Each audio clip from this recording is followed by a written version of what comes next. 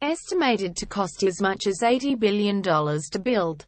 The B-21 Raider is the country's next-generation stealth bomber. But there's one thing the government is happy to reveal about its new B-21 long-range bomber: its name. Following a naming competition the U.S. Air Force announced this week the plane will be called Raider. Crowdsourcing naming competitions via the internet seldom end well, but at the expense of transparency. The U.S. Air Force made sure the jet didn't get named Bomby McBombFace.Back in May. It announced it had received more than 2,100 inquiries, which they narrowed down to 15 finalists. However, U.S. officials kept their cards close to their chest and even denied a Freedom on Information request to release the list of potential winners. In the end, the name Raider was chosen in honor of warplanes that staged a surprise attack against Japan during World War II. When the president calls and puts us into the fight, the #B21 #Raider will answer our nation's call. At CCAF 23 https://co.khvmvxtrl. A company that specializes in military systems, Northrop Grumman, won a contract in October to develop and build 100 of the new bombers, which are scheduled to come into service toward the middle of the next decade, at a cost of $500 million, $663 million each.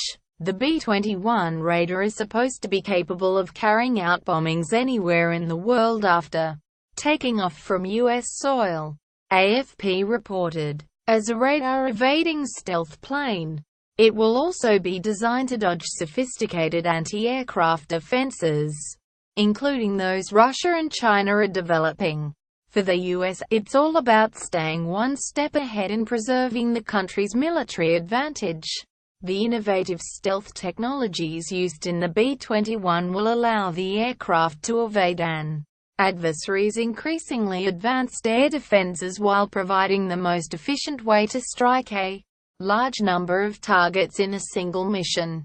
Quote, Northrop Grumman's website says, the Pentagon has said little about the exact features of the B-21 Raider. Judging from official sketches, the plane will resemble a giant flying wing, much like the current B-2 bomber, also built by Northrop Grumman. The famous NAMESAKE. In the wake of the Japanese attack on Pearl Harbor in December 1941, U.S. public morale was low, so President Franklin Roosevelt felt the need to respond in kind. Highly decorated U.S. fighter pilot Lieutenant Colonel James Doolittle left the Air Force in 1930, but when U.S. involvement in the war appeared imminent, he returned to duty in 1940 and went on to lead the U.S. retaliation effort, a moment that became an important date in U.S. military history. On April 18, 1942, U.S. bombers staged a surprise attack on Japan in a daring raid led by Doolittle. It was the first U.S. raid to strike the Japanese home islands, and the event spawned plenty of books and movies.